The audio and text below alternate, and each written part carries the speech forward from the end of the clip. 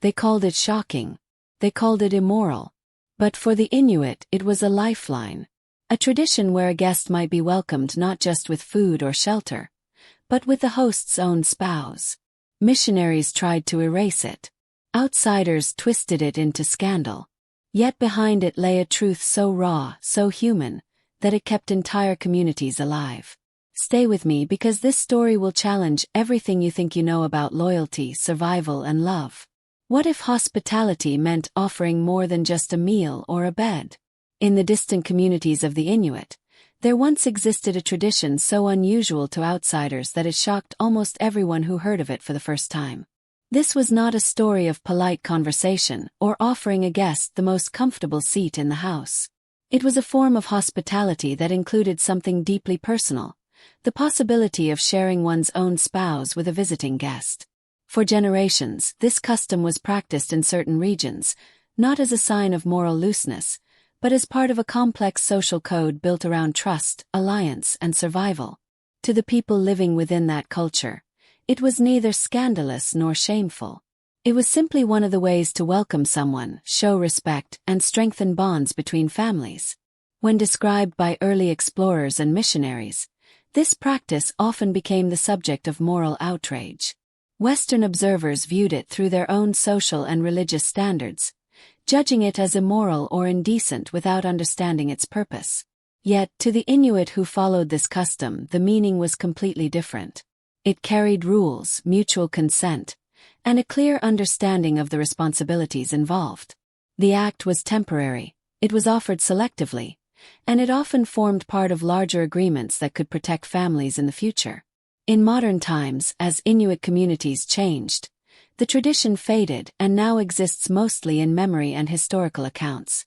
Today, many people hear of it only through old reports, often stripped of the cultural logic that gave it meaning. But why would any community risk their most intimate bond for a stranger? The answer is pure survival logic. For the Inuit, a guest wasn't a visitor, they were a lifeline. In small, isolated populations, human contact beyond the immediate family or village was rare and often vital. When someone from outside arrived, it was not just an occasion for socializing. It could mean news from distant places, access to new hunting knowledge, or the beginning of a relationship that might one day save lives. Early explorers such as Knud Rasmussen and anthropologists like Franz Boas recorded detailed accounts of how seriously the Inuit treated hospitality. Shelter, food, and warmth were the basic offerings, but there were also traditions that went far beyond these necessities. In certain areas, this welcome could extend to the host's wife, offered to the guest as a gesture of trust and respect. This was not an impulsive act. In a small community, relationships between households determined who would share food in hard times, who would help hunt when one man was injured, and who could be relied upon if disaster struck. Extending intimacy to a guest was part of building bonds that could endure for years, sometimes for a lifetime. Rasmussen described how such exchanges created formal friendships between men that obligated them to help each other's families as if they were their own. Boas noted the rules and mutual agreements involved, pointing out that it was not about casual desire, but about weaving people together in a network of obligation and support. From the outside, these customs could seem puzzling or even shocking. Yet, within the social fabric of the Inuit, they were practical and meaningful. They were a way of turning a short visit into a lasting alliance. And in that lifeline lay an exchange that outsiders couldn't comprehend. This wasn't random or reckless. It was a structured agreement. The practice often called wife-sharing by outsiders was known among certain Inuit groups as a formal exchange between trusted families or friends. It did not exist everywhere in the Arctic, but where it was practiced, it followed clear traditions. A man might offer his wife's company to a visiting guest for the night, sometimes as part of a prearranged friendship pact and sometimes as an immediate gesture of hospitality. The offer was not made to every traveler. It was extended selectively, often to men with proven skill in hunting, trading, or survival, individuals whose presence could benefit the host's household in the long run. Historically, some Inuit communities used specific terms for these bonds, words that implied partnership and mutual obligation rather than ownership or exploitation. Anthropological records from Knud Rasmussen and Franz Boas describe such arrangements as rooted in the realities of life in small, isolated groups. In those settings, social ties were not casual. They were survival tools. By sharing not only food and shelter but also intimacy, two families could bind themselves together in loyalty and cooperation for years to come. Misconceptions about the custom often came from outsiders who saw it through a moral lens rather than a practical one. Missionaries, traders, and later journalists portrayed it as promiscuity or exotic indulgence, stripping away the rules, consent, and mutual respect that defined it in its original context. In reality, it was not open-ended or uncontrolled. The arrangement was temporary, ending when the guest left. Both parties understood the limits, and there was an expectation of reciprocity in the future. Despite this structure, the custom was not without complexity. While some women agreed willingly, others declined, and in some households, refusal could cause tension. The idea was embedded in cultural norms, but individuals still navigated it according to personal comfort and safety. These moments show that even in a structured system, human relationships were layered and sometimes difficult. But structure didn't mean freedom for everyone. Rules existed and they were strict. Inuit hospitality came with a code. Break it, and you risked more than your reputation. When a guest arrived in a community where wife-sharing was practiced, the process was deliberate.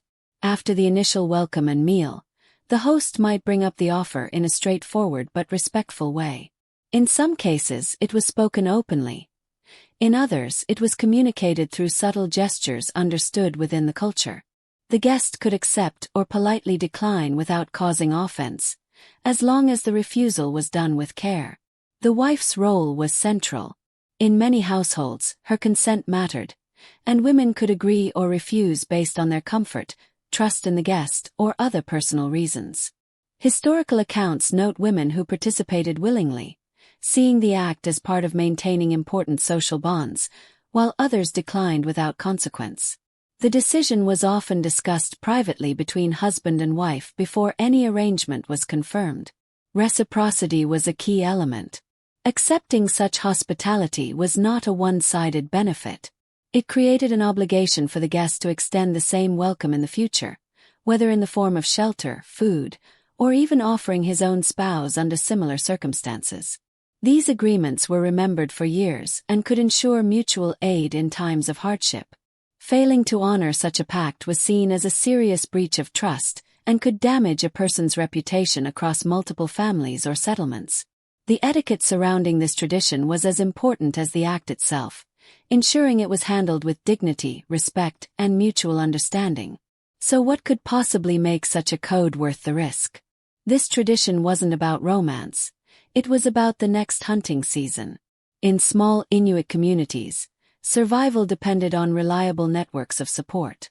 A single household, no matter how skilled its hunters, could face disaster if a key provider fell ill, was injured, or died unexpectedly. Food sources could become scarce, hunting trips could fail, and tools or equipment could break without immediate replacement.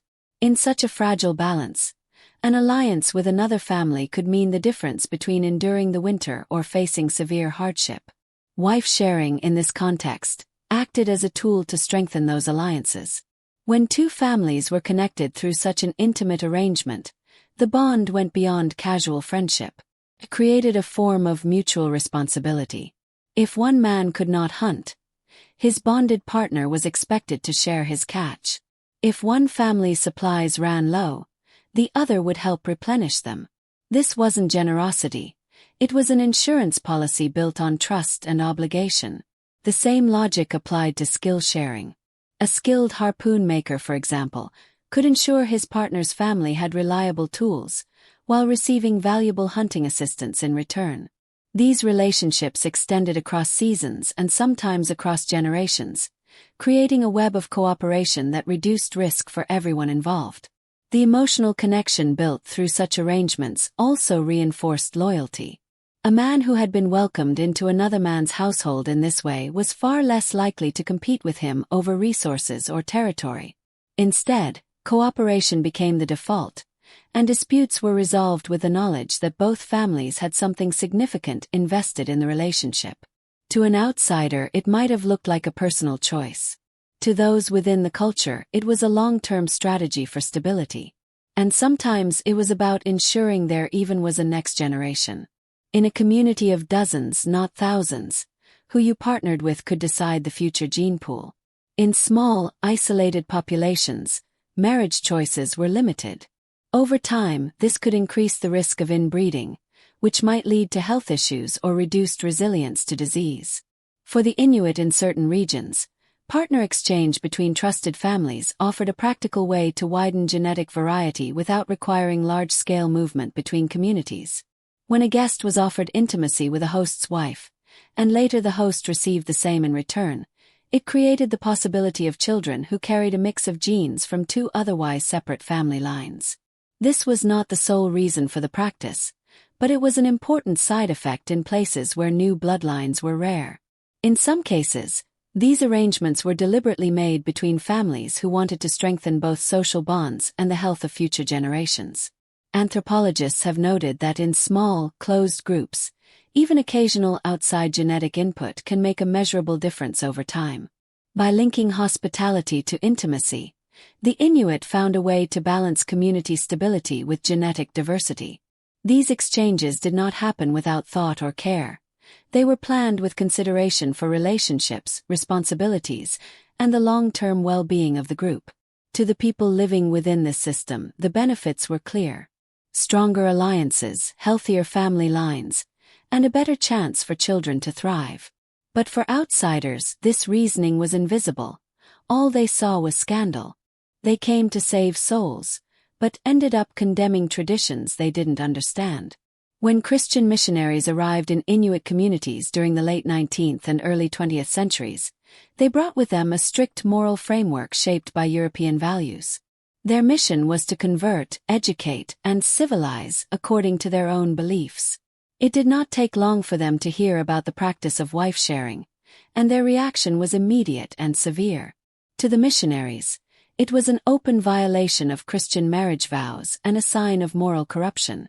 They preached against it from the pulpit, wrote about it in letters to church leaders, and sometimes used it as an example of the sins they had been sent to correct. For them, the idea that such an act could serve a practical or honorable purpose was unthinkable.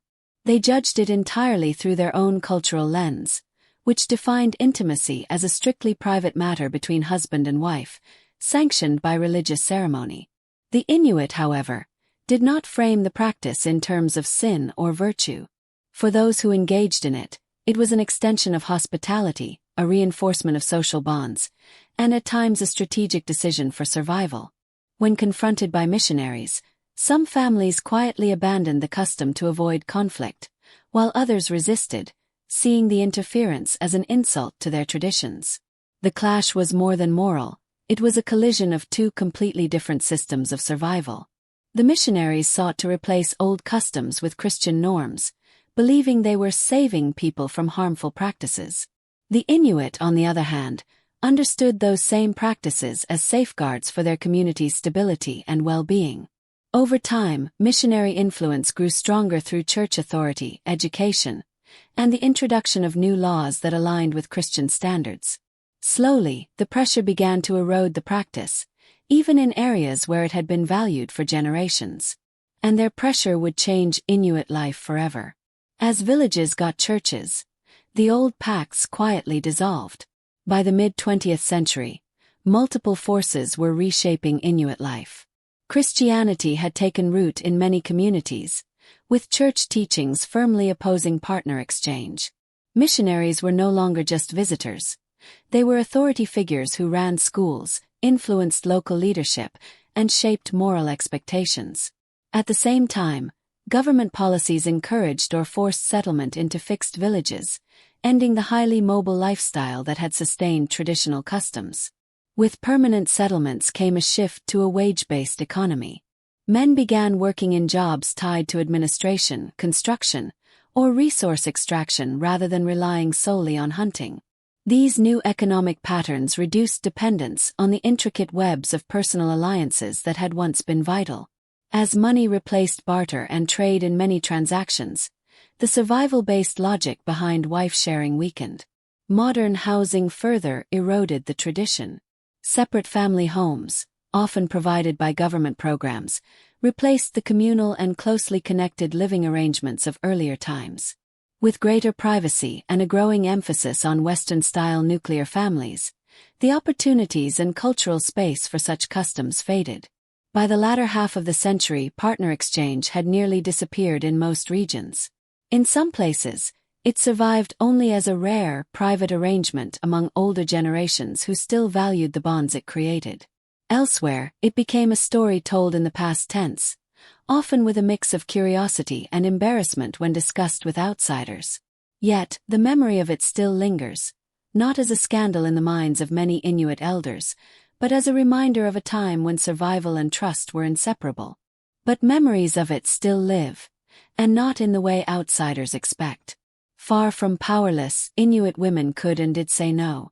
While many early outsider accounts portrayed wife-sharing as something decided solely by men, historical evidence and oral histories reveal a more complex reality.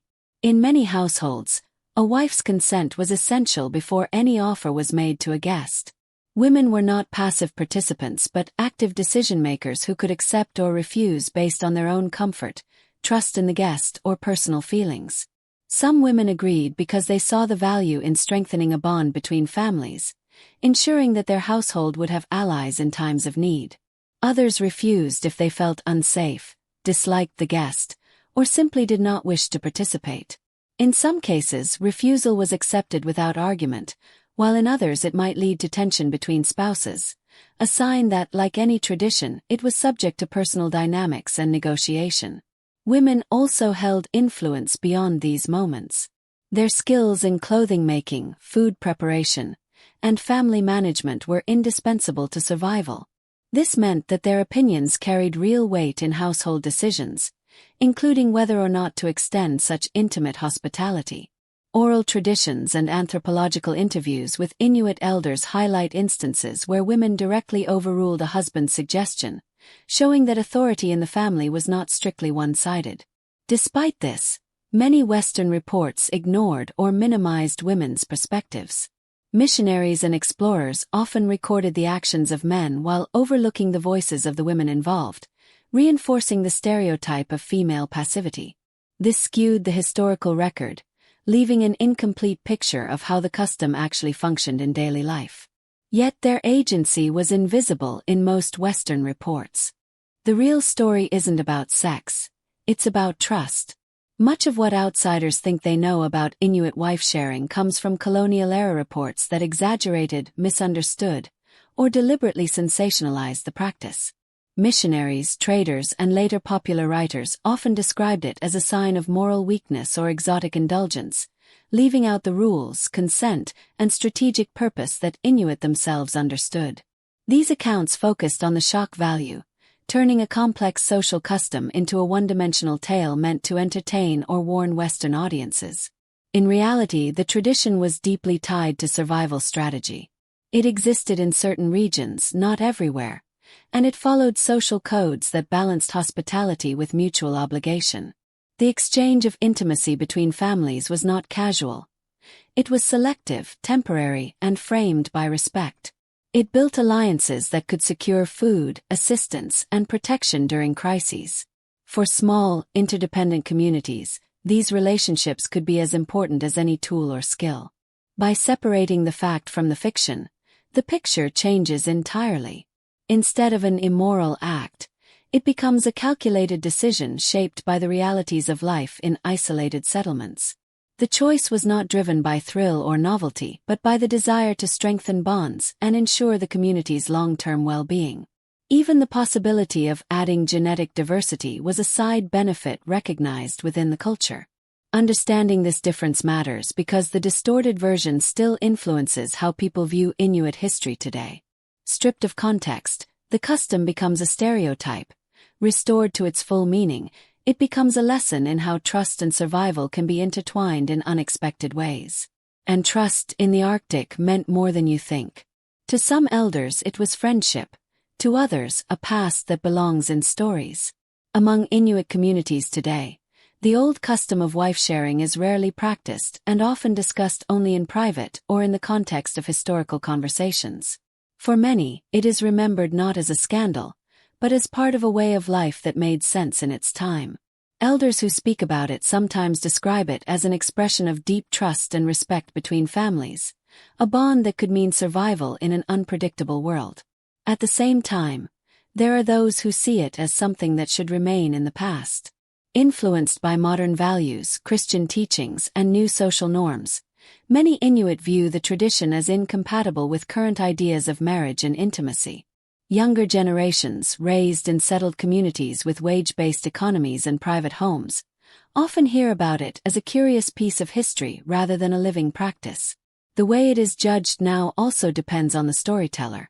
When discussed within the community, there is often more emphasis on the survival logic, the rules, and the mutual respect that shape the tradition.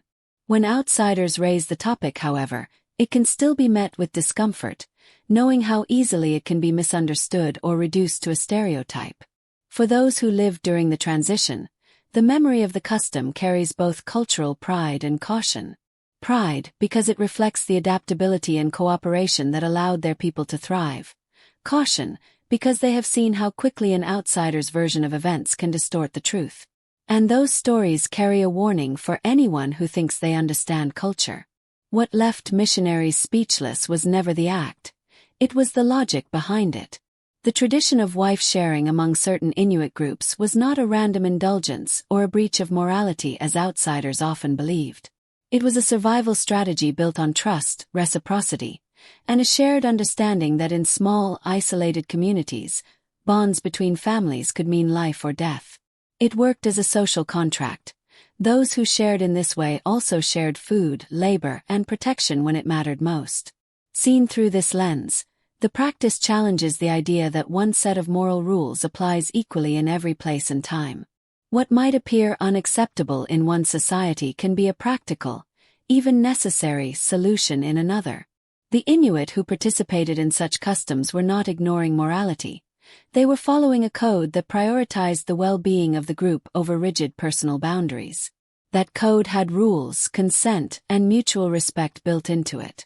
As the world changed, so did the need for such alliances. Christianity, settlement life, wage economies, and private housing made the practice less practical and less acceptable under new norms. Today, it survives mainly in memory, a reminder of how culture adapts to meet the demands of its environment and social structure. The story is more than a historical curiosity. It's a lesson in cultural relativity.